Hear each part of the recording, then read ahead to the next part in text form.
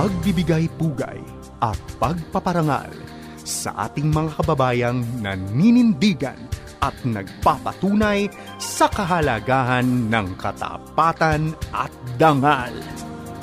Ehemplo. Dan Andrew Cura para sa Ehemplo.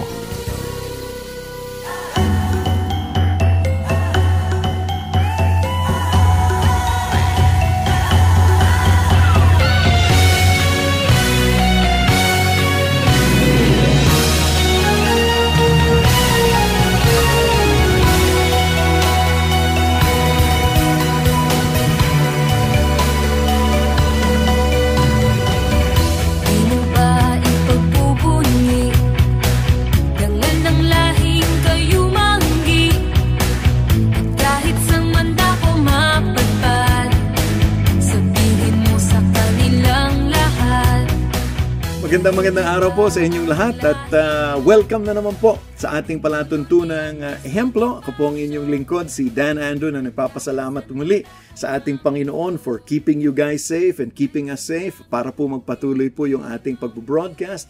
Maraming salamat po sa mga kagalingan ng mga Pilipino, lalong-lalo na po yung mga frontliners natin na nagpapatuloy po sa kanilang gawain para po maprotektahan tayo sa mga kapanahunan ngayon. Kaya nga, sabi nga po nung ating introductory music lagi, yung ating theme song, iwagayway mo ang kagalingan ng Pilipino. Nako, maraming pong salamat sa ating mga tagapakinig over 702 DZAS. Thank you very much for joining us today.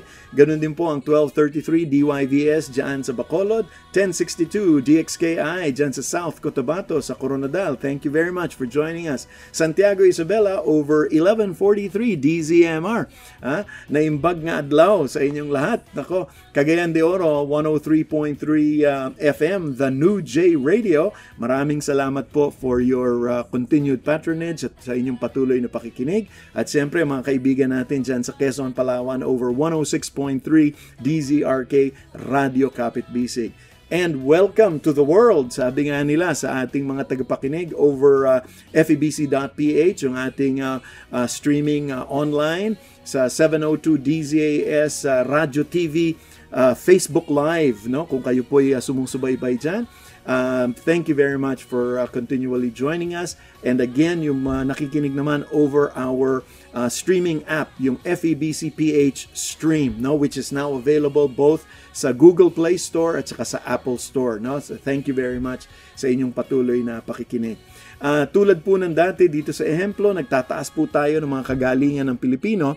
Last week po, we had a young teacher at 26 years old na nagsimula po ng mga pagtuturo sa mga katutubo natin, yung Project Lapis. No? Ngayon naman po, iba naman po, Project Jezabel naman. Jezabel, yung mga lumulusong po sa tubig. Ang ating pong makakausap ay ang founder ng Project Jezabel, si Amiel Lopez. Siya po ay isang educator, environmentalist, at siya po ay nagtapos ng kanyang BS Education at ang major po niya ay Biological Sciences sa Ateneo de Davao University. At kasalukuyan po kumukuha siya ng kanyang masteral doon din sa Ateneo on Anthropology. At gayon din po, siya po ay tinuguri ang Young Southeast Asia Leader Initiative Academic Fellow sa ilalim po ng Global Environmental Issues and Natural Resource Management. Kasi ganun nga po nagsimula yung Jezabel, no? Yung pagtulong. And I'll explain that. No? Siya po ang country director ngayon ng ASEAN Abundance Innovation Laboratories. At gayon din po, noong 2018, doon po niya sinimulan itong Project Jezabel. At yung Jezabel po ay isang acronym. Naku, napakagaling talaga ng mga Pilipino pagdating sa mga acronym po eh. Davao Youth's Environmentally Sustainable Advocacies, Building and Empowering Lives. No? So Davao-based po ito at nagsimula po ito, isang non-profit organization para po matulungan yung mga badyaw, mga kabataang badyaw sa community. At nagsimula po yan kasi dahil sabi nga nila yung GES, no? So 10 pesos for 1 kilo of garbage doon sa dagat, doon po sa harapan daw ng Magsaysay Park, no? At kinokolekta ng mga badyaw para makatulong.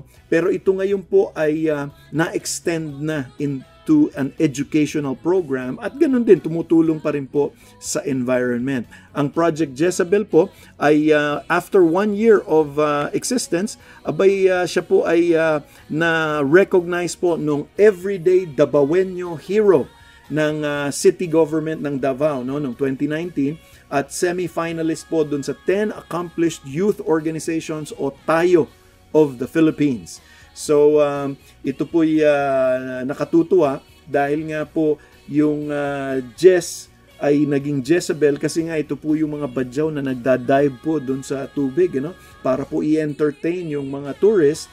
Pero nakita po nila, nakita ni Amiel na mayroon po tayong pwedeng gawin na advocacy para maiangat ang kanilang buhay. Kaya nga po, sa ating pagbabalik, makakausap po natin si Amiel Lopez at tignan po natin yung ginawa niyang pagbabago para po sa buhay ng mga badyaw young people doon po sa Davao. Dito lamang sa ating palatuntunang Ehemplo.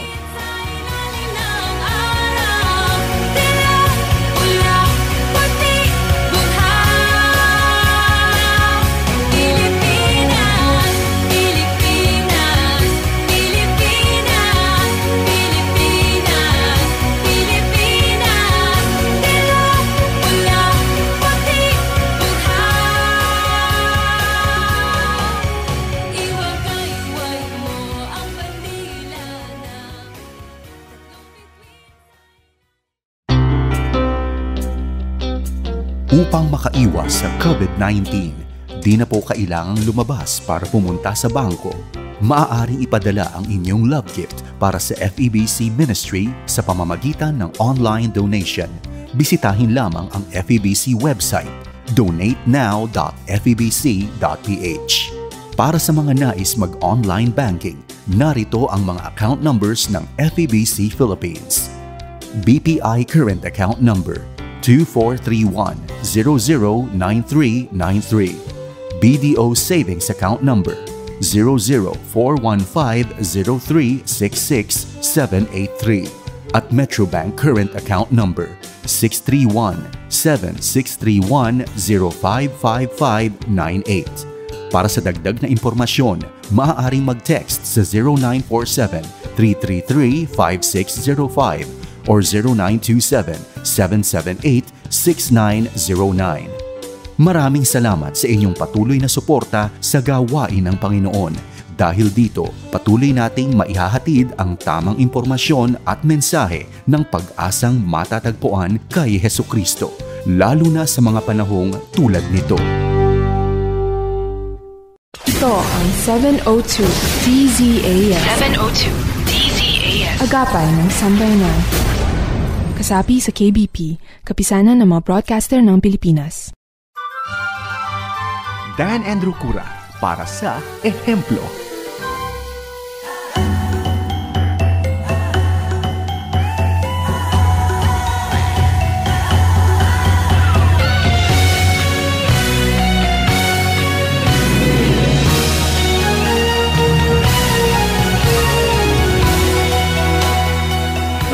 Maraming salamat po sa inyong patuloy na pagtangkilik at kung kabubukas pa lamang po ng inyong mga devices, ng inyong radyo, ito po ay ang ating palatuntunang Ehemplo. Ako po ang inyong lingkod, si Dan Andrew. At sa araw pong ito, sabi ko nga po kanina, ang ating Ehemplo ay walang iba kung hindi si Amiel Lopez. Isa po siyang educator, environmentalist at siya po yung founder ng Project Jezebel. At tulad nga po ng sabi ko kanina sa introduction, ang Pilipino talaga magaling ho talaga sa mga acronym. Ang ibig pong sabihin ng Jezebel ay Davao Youth's Environmentally Sustainable Advocacies Building and Empowering Lives. At si Amiel po ang nagsimula yan. Amiel, siguro bigyan muna kita ng pagkakataon. Bati ka naman muna sa ating mga tagapakinig. Salamat, Kuya Dan. Magandang araw sa lahat ng nakikinig. Ako nga pala po si Amiel Lopez. I'm from Davao City po and I co-founded this project or organization last 2018. So, brief background lang po. Sige. Tama yun, sinabi na ni Kuya Dan na I am an educator. And nag-start siya noong June 2018 kasi I saw the need na to have an organization here in Davao City, and natouch ako dun sa parang thought na ang earth natin ngayon is not just an earth per se, but it's a common home. No, it's a shared home and entity that everyone, regardless of belief, religion, faith, culture, we're sharing a common home na ating pinagalawan. So in that context, doon nag-start yung inspiration. Yeah. Now, nabanggit ko rin kanina dun sa ating pagsisimula na sabi nga natin yung Jezabel ay nagsimula dun sa salitang Jez, di ba? Jez. So 10 kilograms. So parang kada 10 kilograms na makukuha ng mga bata meron silang suporta. Tama ba yung description na yon? O baka meron pang iba pang background? Yes po. Yung reason na tinawag namin yun na Jezabel is tatlo.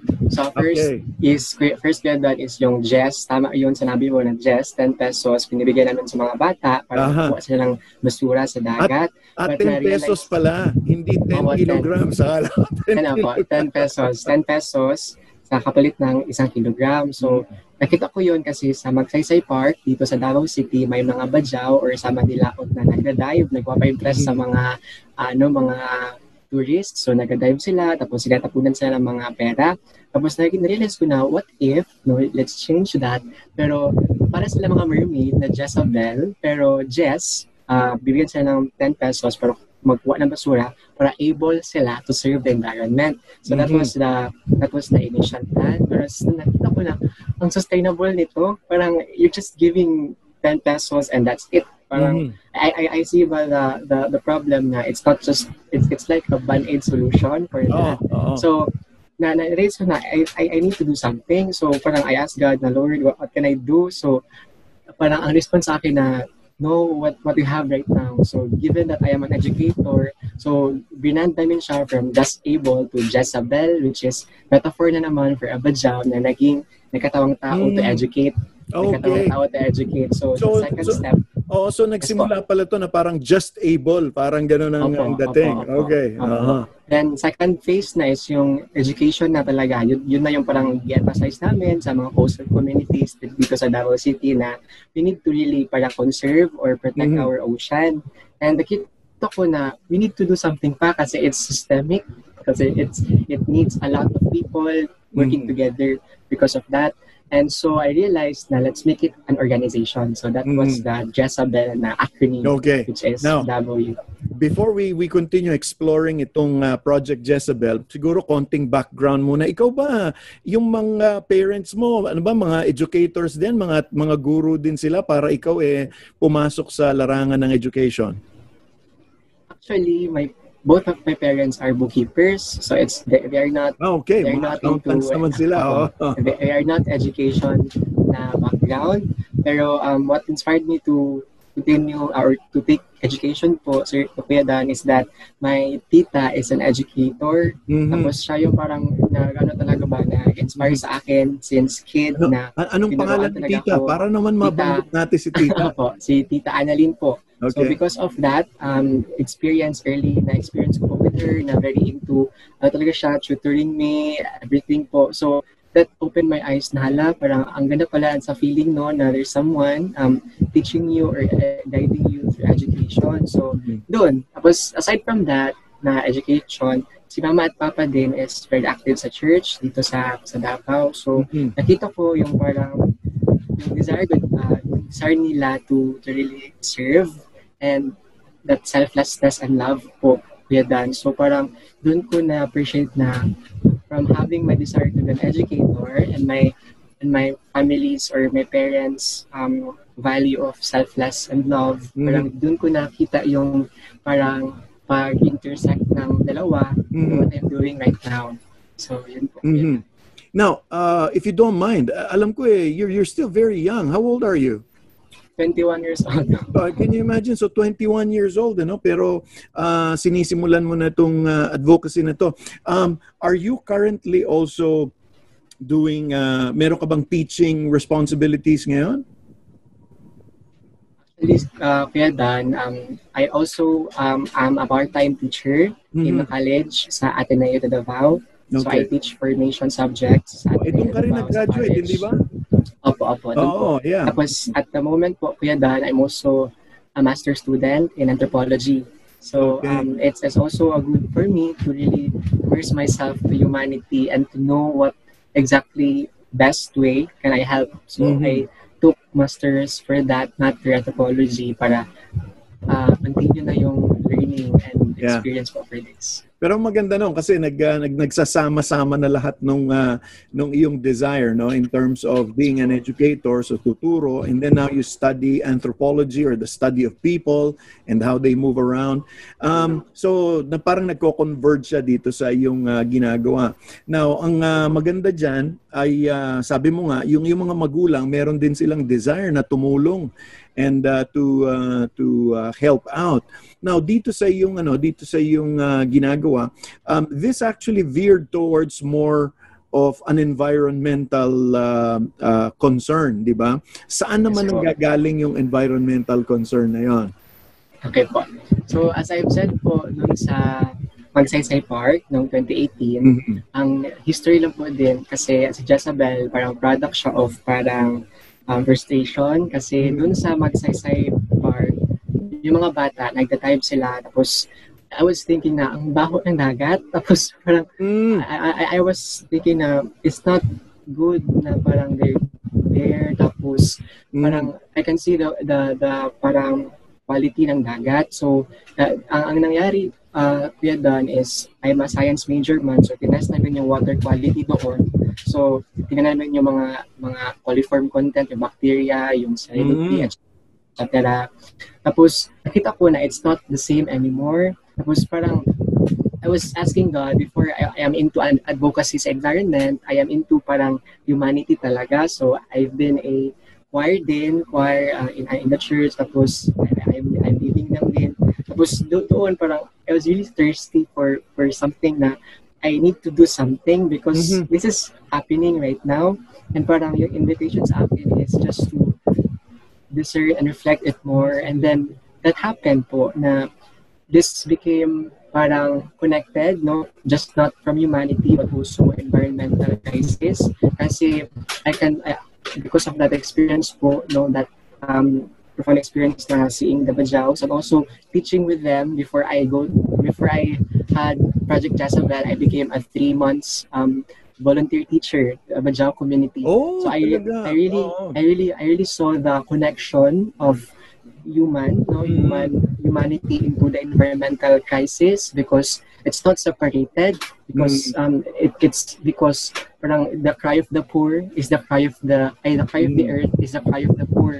So parang in that context po parang it became parang tatakbo sa aking puso na parang it's inseparable, and so we need to respond to both cry sa earth and sa poor.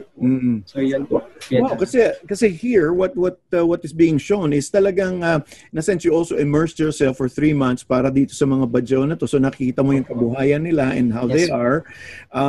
So sabi mo nga yung may kurot sa puso, di ba? May kurot sa puso kasi nakikita mo yung kanilang situation.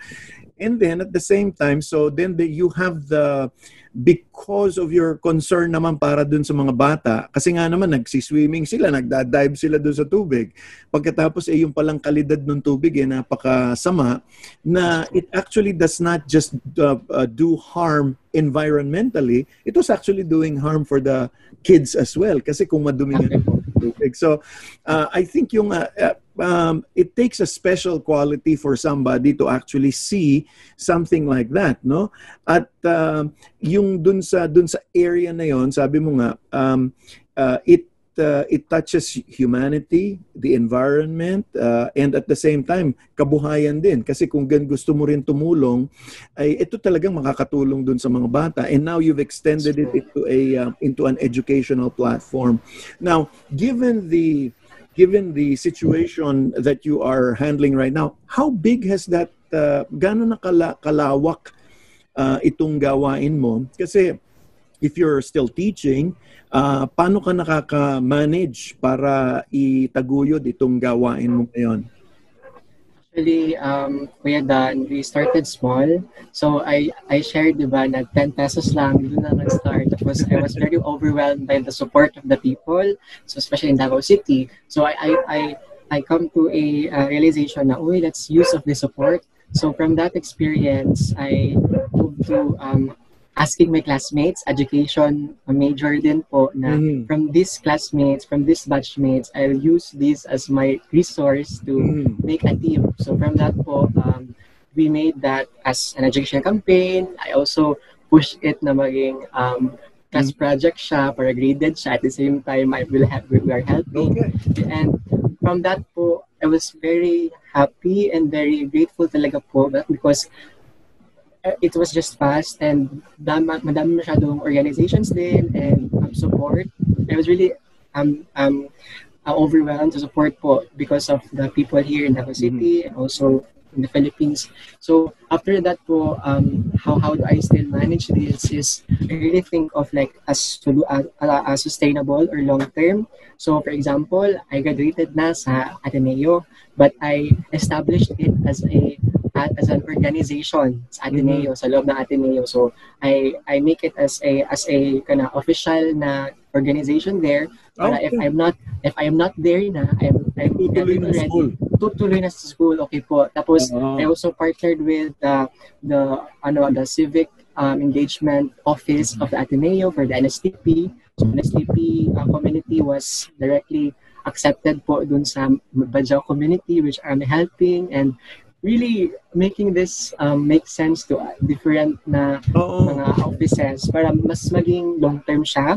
At the same time, maging established siya because it's with institutions helping with me. So parang in that sense po, even though na-graduate na ako, I'm taking masters right now, tuloy pa rin siya kasi madami na mga volunteers, marami na ding numbers, and marami na ding support po. So with that. Now, for a very short while, I mean 2018, no, pagdating ng a year after, the city government already recognized your organization, no, nakita na nila yung epekto noon. Nung pumasok ang local government, ano ang naging parang tulong sa organization mo na biglang sumabay na ngayon ang pagtulong nung Davao? Actually po, it was very happy kasi po I was not really expecting that the government would acknowledge my effort. So because of that, it gave me the opportunity to have the influence sa city council. So for example, if Bajaus are in the topic po, I am invited to share. And also parang it gives me parang the access to, for example, partnership with local government unit or the Sangguniang Kabataan.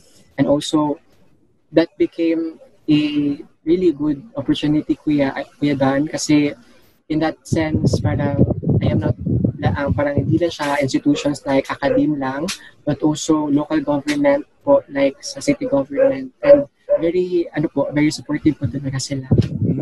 Now, in terms of partnership, kasi siyempre pagka pumasok na yung pamahalaan diyan, nagkakaroon ngayon ng synergy, no? Dun sa ganyang klaseng situation, paano mo na i-coordinate, di ba? Siyempre kailangan mo i-coordinate yung work ng government at saka yung work mo. Hindi ba nag-collide o hindi ba nagkakaroon ng minsan na hindi pagkakaintindihan?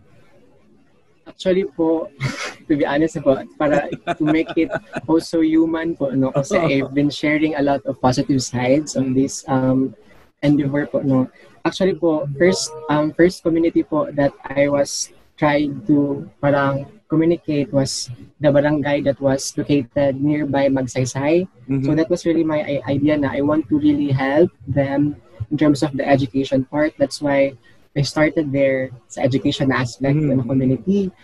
But then the barangay is hesitant, or we were able to push for the project po, Kuya, but it happened that they were not that supportive kasi they see that as parang as I can sense po, parang naging resistant sila for the help kasi they're known to be the parang the hotspot for the solid waste management na problem. So parang na-misinterpret po niya yung gesture namin na we're helping you freely po. Wala kami pinapabayad sa kanila, but they accepted it as we can do this on our own. Parang yun po yung perception ng LGU po. So parang in that sense, akala nila parang you're parang pinapalabas na hindi maganda yung ginagawa nila, parang gano'n. Yes po. Tapos it's just like a civic engagement lang po talaga kasi we're trying to bridge the gap and also do it freely po. And so doon ko nakita ang reality na politics also parang can or cannot parang help you with that. Pero at first po, I was really sad kasi it was really my dream po na to really start there in the community. So, sana pa ako pupunta nito because in that experience, I was really discouraged because I was writing a lot of letters and just one communication was to let us out in that community. So because of that experience po, I realized na there's so much thing to do po because there's power in it po na dynamics. And so I acknowledge it and I realized na let's continue. So that's the reason why bumalik ako dun sa community na I've been a volunteer teacher. So doon ako nag-focus talaga and it happened na it continued na po until now. Well, I guess wala naman talagang project na hindi magkakaroon ng mga concerns and yes, I think it's really part of the experience. And when we're just gonna take a break and then when we get back, gusto kong balikan natin yung sabi mo nga hindi to kaya ng isang tao and now you've got government to at least help you in that aspect. Gusto ko malaman kung sino pa yung mga ibang mga partners mo. But before we do that, we're just going to have a short break, no? Nako, ang kausap po natin ay walang iba kung hindi si Amiel Lopez. Siya po ang nagsimula po ng Project Jezebel. Siya po isang educator at gayon din ngayon tumutulong din environmentally at nagsimula po ito para matulungan din yung mga Badjao students at saka mga Badjao children at ngayon po yung mga nag-aaral na rin. So wag po kayong aalis dahil babalikan po natin si Amiel Lopez kasama ang Project Jezebel dito lamang sa ating palatuntunan, Ehemplo.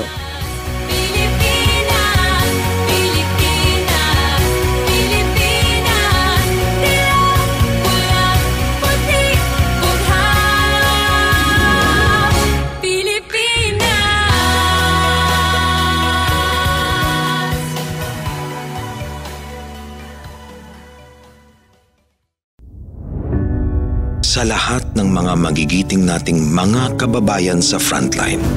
Pacheck po ng inyong ID. Ilang malalim po. Lagi po tayong maghuhugas ng kamay, ha? Check po tayo ng temperature.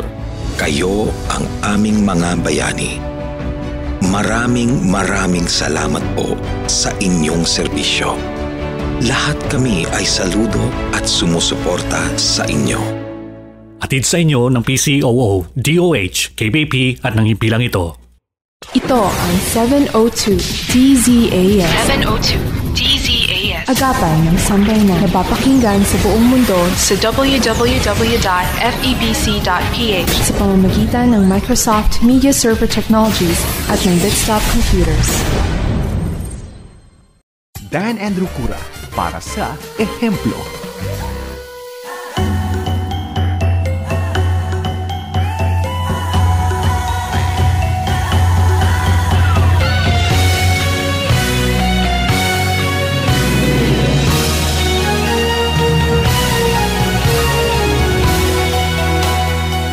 Nagbabalik po tayo dito sa ating palatuntunang Ehemplo at kasama pa rin po natin si Amiel Lopez, ang nagsimula o ang founder ng Jezebel, Davao Youth's Environmentally Sustainable Advocacies, Building and Empowering Lives. Amiel, sabi ko nga, sino-sino pa ngayon? Kasi dahil alam mo ba, mga nakikinig sa atin ngayon na pagka ganito, binaabangan nila itong mga advocacies na to, no? At last week, meron tayong nakausap din na a 26 years old na teacher na ganun din. Nagsimula rin siya ng tulong para din sa mga kabataan, para sa mga nasa bundok naman, mga indigenous peoples, no? So people are listening at nakikinig sila dahil mga trailblazer kayo eh. Kayo yung mga kabataan ngayon na tumitingin ng mga bagong pamamaraan para makatulong. Kaya dito sa ginagawa mo ngayon, itong Project Jezebel, apart from government, sino-sino pa ngayon ang mga naging parang partners mo? Kasi baka may mga nakikinig dyan and they may want to partner with you also moving forward. Sige po. As I've said po, it started sa Insights, Ateneo, na mga offices. So, from ROP office po, na social engagement, to University Council Advocacy na office, to Ecoteneo, and to a lot of organizations inside Ateneo. And outside din po, I've been partnered with, kasi po, when I went to US for a fellowship, so from that experience po, I've gained connections din sa ASEAN and also the Philippines. And in Davao City po, most likely mga environmental organizations din, like the name of the organization, yung parang umbrella organization para sa mga environmental organization is Sustainable Davao Movement. So it composes environmental organizations po sa Davao City. Also, because of the exposure I have in the US po, it gained me the networks nationwide. So because of the YCLI, Young Southeast Asian Leaders Initiative, it helped me to have connections from all over the Philippines and also all over ASEAN. So because of that po, that also really helped. Kasi connections do matter, and parang that also helped me to parang broaden the network and also support. Kasi I don't know how and why, no, the Lord, that this happened, pero these people, this current system that I am in, support me po until of the moment. Mm-hmm. So ditong mga all these connections, are they also providing financially for the efforts that you're doing right now? And what, apart from the finances, ano pa yung mga ibang mga suporta na ibibigay sa'yo? Kasi magandang malaman ng mga tagapakinig natin na, kasi baka sila rin may puso for advocacy. And alam mo, ang kadalasan tinatanong kasi, paano ko ba masusustain to? Paano ko ba yung mga pagpapatuloy ito? Sino ba yung tutulong sa akin? So sa experience mo, ano pa apart, I'm very sure kasi merong mga financial, mga grants yan di ba? Yes, po. Ano pa yung mga tulong na ibibigay nitong mga iba-ibang mga connection, not only here in the Philippines, pero kahit sa labas ng bansa? Yes po. As you've said po, financial really is parang a necessary thing to continue. Pero to be honest po, our funding kasi po are also reliant sa mga grants, as you've said.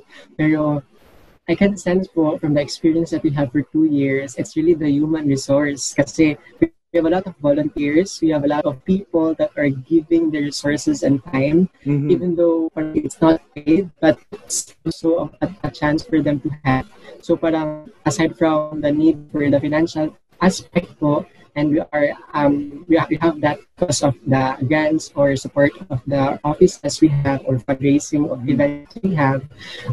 Really the sustainable part of this one is the volunteerism of people, and that helps me po na to see na wow, it's amazing to work with these people na passionate and very talented, yet it's for the sake of service and volunteerism. So that's the malaking bagay talaga kasi dahil when somebody volunteers his time, tapos sila pa minsan yung gumagastos sa sarili nila, yung mga expenses nila, ang laking tulong sa mga organizations na tulad nun sa iyo, di ba? Yes po, Kuya Dan. Oo. Now, given this, ito ngayon yung madalas ko itong tanungin Given na nakikita mo yung effect, di ba? Nakikita mo yung effect. Meron bang top of mind ka na may isip ngayon in terms of the impact nung ginagawa mo? Meron bang mga Badjao students o mga Badjao na mga bata o kung sino man na right now is top of mind na you can tell us para makita nila na ito ang naging epekto nung Jezebel program natin?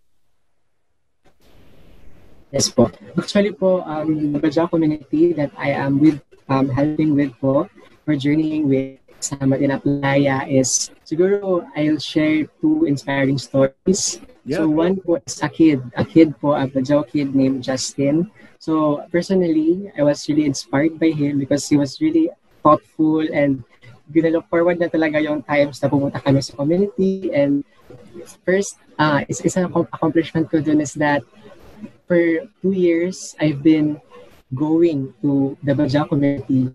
But last August 2019, the Bajau community went to Ateneo. So we have a Children's Day there. Wow. Then the Bajau kids were like, wow, is this Ateneo? Is this school? There's a pool, etc. So that joy in my heart, that the desire, I wanted to study here like that. So parang it also gave me the opportunity na sana, Lord, if there will be done, sana may scholars din, for example, for the students that are Bajau students that are really into this kind of thing. No? And second po na inspiring story po is that in the community, doon po is my first graduate na Bajau na educator. So because of that experience, nakatapos siya. Yes po. So siya ang first na educator, nakagraduate talaga, and was funded by the city government. So because of that, it gave me really the opportunity na to work with her because she knows best her community. So what I can do po is to journey with her, to help her if she wants something na support from how can she teach, or the support through materials, for example. So in that sense po, parang we are not parang leading, because the mistake kasi po of community development for Independence is like we're there giving to the community and we are just parang passive acceptor of that. Parang recipient lang. Recipient lang siya. But here po, it's very amazing because we're co-creating. We are like collaborating with them, journeying with them to do something in their community, and the solutions are from them, and we support whatever they wanted to do. So it gives me parang assurance na I am in the right track because, for example, now po, I will also just share na I think you also have like a remote internship. So remote internship meaning from Myanmar or from Thailand, different schools outside the country will be interns through online. And the interns for Project Jezebel, one of the activities will be teaching to the Bajau kids, no, through collaborating with Ate Melody. So with that sense po, parang wow, parang how does this come into reality na I'm just parang thankful po, Kuya Dan, because of these things happening. And I think the 2 inspiring and parang symbol of hope, no, of this journey gives me the push po to continue. Well, it parang hindi malayo naman sa larangan ng katotohanan kasi dahil even Ateneo as an institution, meron ding mga scholarship program yan. So yes, talagang pwede mong makita na yung mga Bajau kids na yun lalo na nga, sabi mo kung nakita nila yung Ateneo, ma-inspire na magtuloy sa pag-aaral at nandun naman din yung suporta. The other thing na nakikita ko is, pagka kasi gano'n ang mangyayari, yung sustainability naman ng iyong proyekto, or sabi mo, hindi na siya project, organization na siya . So, ang mangyayari, baka later on, ang mga magtataguyod na ng Project Jezebel, mga Bajau na din. Di ba? I mean, sa kanila na talaga, kung tututin. Actually, yun yung dream ko talaga, Kuya Dan, kasi parang ano ko pa, parang one-liner na description for Project Jezebel, a non-profit Bajau and youth-led organization. So it's not just us, but it's like training with them and let them lead. Yes. Because these are also leaders. So sa kahuli-hulihan, sila na ngayon yung magtataguyod at ikaw parang sabi nga nila, parang scaffold ka lang, parang medyo itinayo mo lang, linatag mo lang, and you moved it forward. Now, that being the case, at yan ngayon yung ginagawa mo ngayon, ang tanong ko naman ngayon you're 21 years old, sabi nga nila yung buong buhay mo nasa harap mo. Ano pa ba ang nakikita ni Amiel ngayon na mga pinaghahandaan niya para para sa future? Ano pa ba ang parang next steps para dito sa Jezebel Foundation na ito, dito sa ginagawa mo? Tapos sabi mo, nagma-masters ka ngayon, ikaw ba'y magtutuloy sa iyong pagtuturo as a profession? Kasi sabi mo, nagtuturo ka pa rin naman. O ano ba ang mga nakalatag for the future ng isang Amiel Lopez? Okay po. Actually po, now that I'm 21 years po, it makes sense yung experiences ko po from exposure po doon sa isang party sa Davao City to my desire po to serve for my family, also to the reality that I'm in. Because of Project Jezebel, it pushed me to really explore humanity and to see long-term solutions of this. So, ito pong masters ko po ngayon na MA Anthropology, I really wanted to make something out of this. So for example, kasi po, I am dealing with cultures. So it's very important to know how to properly engage with that. So parang now po, I really plan to, for example, make my organization as an NGO.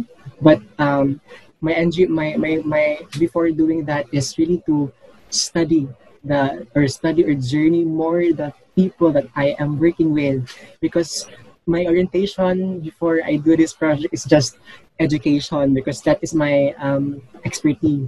But because I am now in anthropology, and it really helped me to really see humanity in its culture, in its way of life. So I think parang the long-term solution for this po is really to make an NGO, also to really put those that we've said po na mga Bajaus to become the leaders.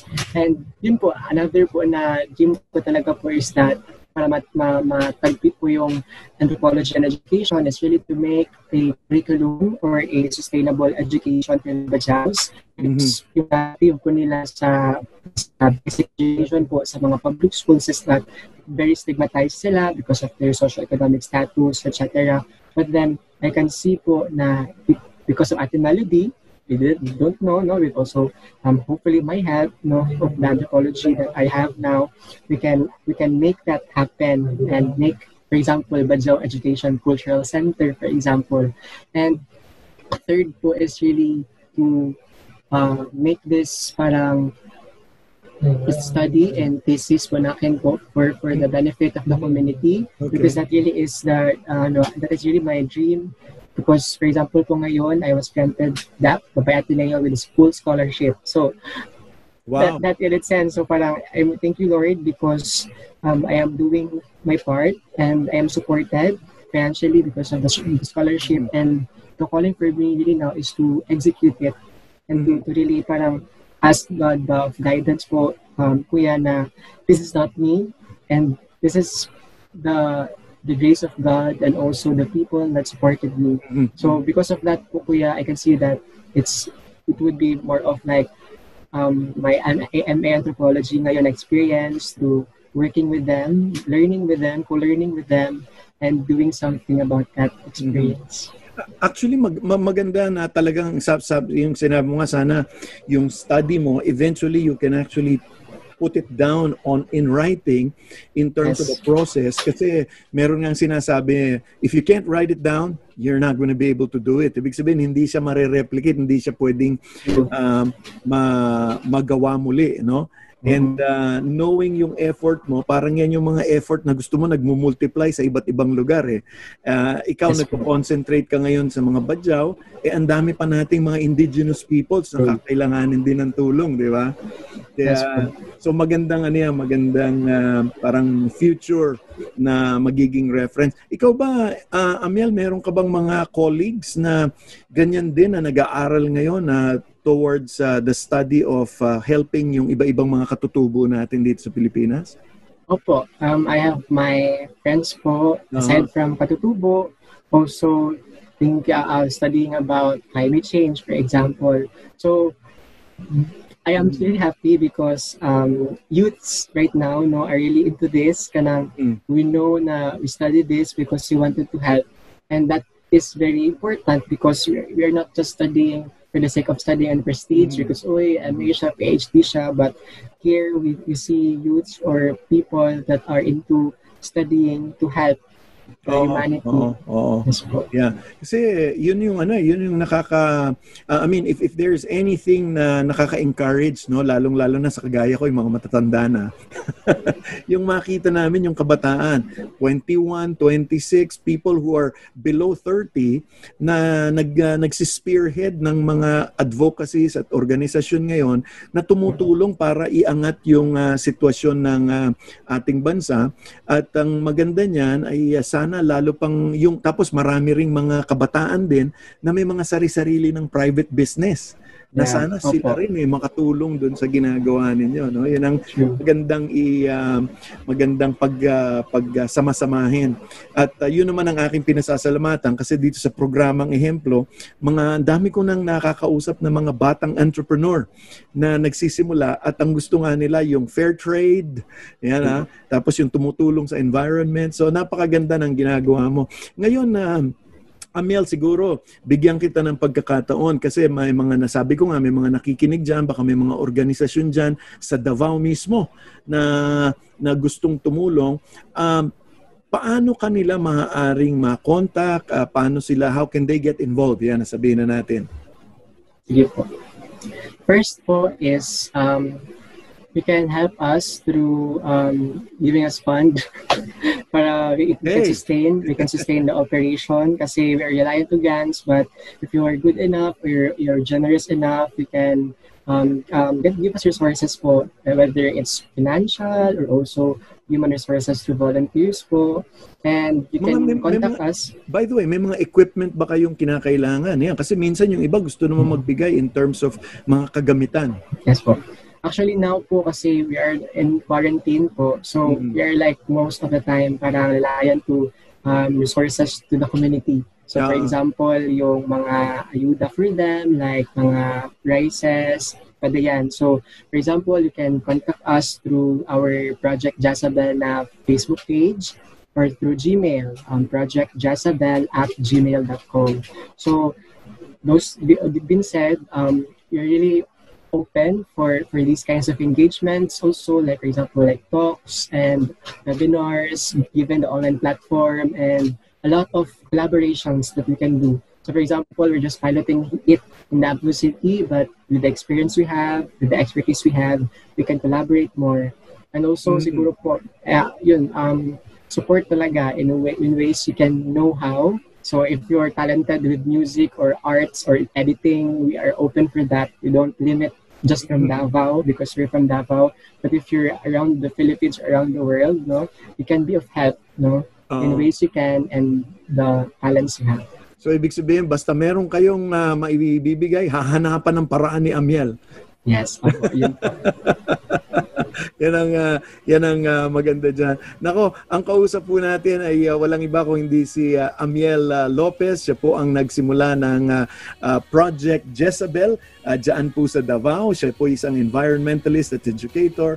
At sa ating pagbabalik, yung ating mga huling sandali, kukunin pa rin natin yung, sabi nga, yung pintig ng puso ng isang Amiel Lopez. Dito lamang sa ating palatuntunang Ehemplo.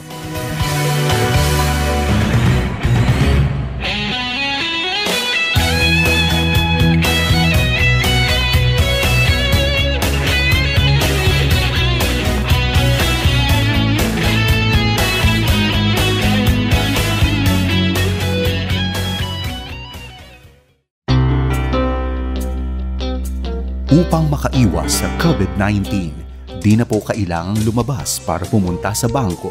Maaaring ipadala ang inyong love gift para sa FEBC Ministry sa pamamagitan ng online donation.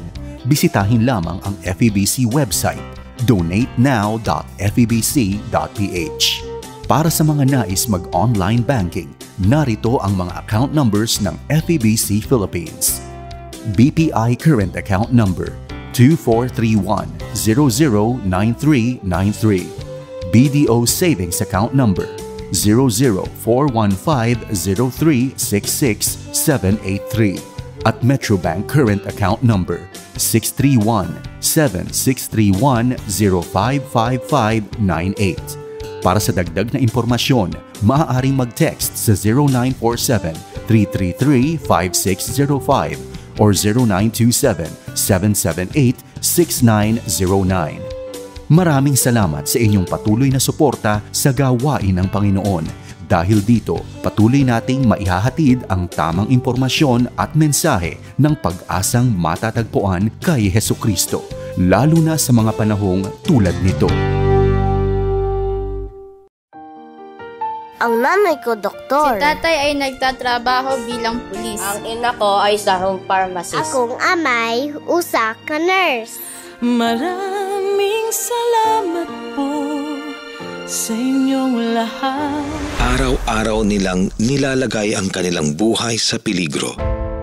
Sa ngalan ng serbisyo, hindi lang para sa mga mahal nila sa buhay, kundi para sa ating lahat.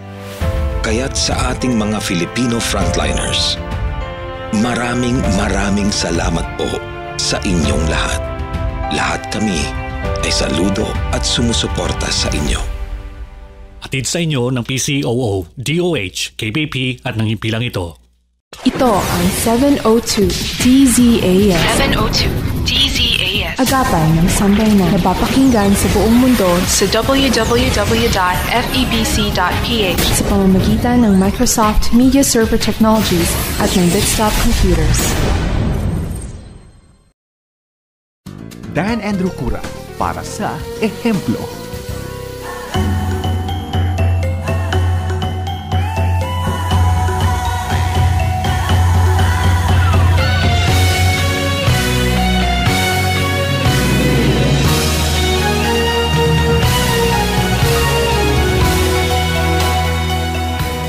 Nagbabalik po tayo sa ating palatuntunang ehemplo at ako po ang inyong lingkod, si Dan Andrew. At tulad po ng dati, ako po ay laging nagpapaalala sa inyo kung kayo po ay mayroong kakilala na mga kagalingan ng Pilipino, whether organization o tao man, abay pwede po kayong mag-text sa amin sa 0917-572-1754 at bigay nyo po yung name at saka yung contact person para po, at saka contact number, siyempre, para po pwede namin silang abutin o pwede rin po kayong magpadala ng email sa amin sa gzasinfo@febc.ph o di kaya naman, habang pinapanood nyo po ito sa ating Facebook Live sa FEBC Radio fanpage, pwede po kayong maglagay dyan mag-post po kayo ng comments ninyo, lagay nyo po yung pangalan para po makausap natin. Dahil sayang naman po, dahil kailangan malaman ng lalong-lalo na po ng mga kabataan,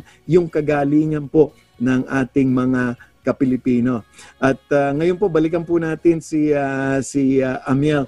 Amiel, yung ating emphasis dito really is to give parang inspiration tsaka pampalakas ng loob, lalong-lalo na ang sinasabi nga natin, yung mga kabataan, kailangan meron silang titingalain at marami nga ngayon, lalong-lalo na sa mga Gen Z, sabi nga nila, advocacy malakas sa malakas sa puso nila. No, ngayon hindi na lang yung basta may kikitain ako. Gusto ko yung may meaning, may nangyayari.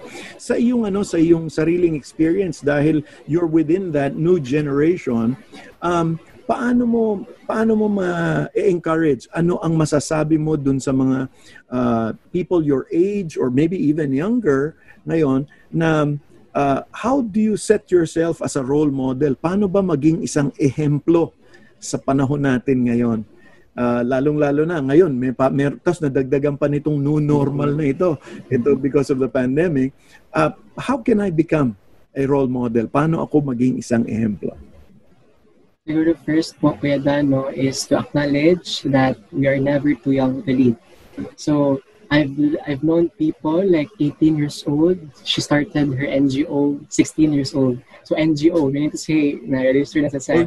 So 16 years old. So sa kanya naman is her parang advocacy is more of technology, women in technology. Baka so, kailangan bigay mo sa akin yung pangalan niya. Pwede. I can share it to you po. So there's an awareness that I am and I can. So never too young to lead. So yun parang kasi parang ang kasi sa kabataan ngayon is youth ka lang, So I experienced it a lot na sinasabi lang youth ka lang, anong alam mo sa mundo na it's I am older than you and you're just young pa. So parang that limiting belief po that you can overcome, no, by acknowledging that you can do something. And second po is siguro know yourself, and parang by knowing yourself, you know what your strengths, you know what resources you have, you know why are you doing this, no? Kasi parang it would be really taxing, no? Kasi for the sake of project lang, it would really be unsustainable because if the thought is just to impress people and just have a cool project and that's it would really not make sense, because what we have right now is more of like an impact and initiatives, like for example in my organization or for example your organization would really make sense if your perspective really is for that impact for the people and planet, for example. So with that acknowledging po ba na you know yourself, you know why you're doing this, so there's centering of the things that you're doing. And siguro po third is parang humility of learning. So parang opening yourself to the things that are unforeseen. For example, this journey that I am in, but I am enjoying it because I'm learning and growing. Kahit na may challenges. Yes, like my challenges, go lang, we are learning each day, and with humility and acceptance that things may go wrong and things may not go right, but you are there, continuing and surviving, and you're trying to make sense. Like for example, in pandemic, this pandemic really changed a lot of things right now, but given this new normal that we have now, people are still trying to help. People are still making sense of the things that they can do, working and still surviving each day. So I think it's not good that we just feel that we are overwhelmed, but let's translate that into actions and also ask from God. For example, if you believe in God, ask for that guidance that at the end of the day, it would be with Him, for Him, and through Him. So it's not just your own, actions, but it's an acknowledgement of His graces and also the people that have helped you to make this happen. So, yun lang po, Kuya Dan. Nako, maraming salamat, Amiel. Ayun lang sinabi mo na no one is too young to lead. Kung kilala mo yung sarili mo at meron kang magagawa, just go for it. At sabi mo nga, kung may pananampalataya ka, nandiyan naman ang Panginoon para tumulong sa iyo. And in your own experience, nandiyan yung ibang mga organizations at saka ibang mga tao din that will rally behind something na ginagawa mo na talagang hihipo sa buhay ng tao at saka sabi mo nga ng planet natin, di ba? Kasi may impact. And I think yun yung kailangan marinig ng mga kabataan natin ngayon, na hindi lang tayo gumagawa ng mga gawain o maglilid ng isang organization simple lang dahil parang gusto lang natin sumikat, kung hindi gusto natin yung mayroon talagang people na maiaangat natin. Ako, Amiel, maraming salamat sa oras na binigay mo sa amin. More power to Project Jezebel. At sabi ko nga, yung desire mo na maging NGO, aabangan namin yan, ha? At maraming salamat din sa Ateneo kasi tinutulungan ka ng Ateneo ngayon, and we're looking forward na that masteral program that you're working on will eventually be finished, yung sa yung studies sa anthropology. Thank you very much for the time that you've given us. Thank you so much po, Dan. Yeah. Yan po, ang nakausap po natin ay si Amiel Lopez, isang educator, environmentalist, at founder po ng Project Jezebel na siyang nagtataguyod po. Nagsimula po yan sa pagtulong po sa mga badyaw. 10 pesos kada 1 kilong dumi na makukuha nila sa dagat, pero napalawak nila ngayon to a wider, and not only in terms of environment, napagsama din niya yung pagiging educator niya, nandoon ang pagtuturo, at ngayon ay nakikilala na sa iba't ibang mga bansa na nagkakaroon pa ng internship program. Kaya wala pong bata sa mga ganyang klaseng gawain. Kaya tayo po ay natutuwa na sinamahan po tayo ni Amiel Lopez ng Project Jezebel. Now, again, bago po tayo magpaalam, paalala lang po 0917-572-1754 kung kayo po ay may mga kakilalang mga ehemplo. Please give us their name, their number para aming makausap. Gayon din, dzasinfo@febc.ph o di kaya naman mag-post sa FEBC Radio Facebook page natin sa habang pinapanood niyo po ito. Kaya't nako, maraming salamat po sa inyo sa inyong patuloy na pagtangkilik po ng ating palatuntunang ehemplo. Tayo po ay nagpapasalamat sa ating Radio TV team na nagbubuo po nitong palatuntunang ito. Gayon din ang ating mga kasama sa Bukawi site para sa ating radio broadcast. At syempre, nandyan din po ang ating production assistant si Arwel Mendoza. Maraming salamat po sa inyong tulong. At tulad ng dati, ako po ang inyong kaibigan, si Dan Andrew, na nagsasabi po, saan man, kailanman at kahit sa maliit na paraan, mag-iisang mabuting ehemplo ka, kaibigan. Maraming salamat po. Magandang araw po sa inyong lahat. Ingat po kayo.